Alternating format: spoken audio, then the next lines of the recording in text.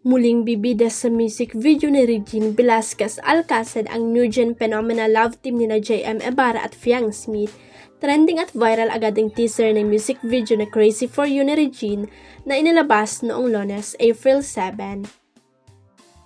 Ang nasabing kanta ay reimagined version ni Regine ng classic song ni Madonna at bahagi ng kanyang Reginified album. Sa Crazy For You ay ipagpapatuloy nila JM at Fiang ang story ng una nilang pinagbidang music video na Wherever You Are na kanta ni Regine sa Reginified album. Kung sa naunang music video ay isang sirena si Fiang na inaligtas kay JM. Dito sa bagong music video ay parehas na silang tao kaya naman dapat asahan ang mga mas nakakakilig nilang eksena. Thankful naman ang mga fan ng JM Fiang kay Regine dahil sa pagtitiwala na gawing bida ang mga idolo sa kanyang music video.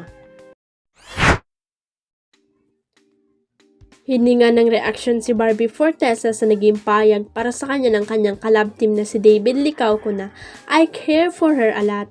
Sa Chika Minute Report ni Nelson Canla sa GMA News 24 Oras nitong Lunes, napawaw si Barbie nang malaman ng tungkol sa sinabi ni David para sa kanya, he cares about me. Ay wow naman, I care about him also. Syempre masayang sabi ng actress, I care about him a lot, dagdag pa ni Barbie. Una rito sinabi ni David na naging malapit na sila ni Barbie sa isa't isa mula nang magkasama sa mga proyekto.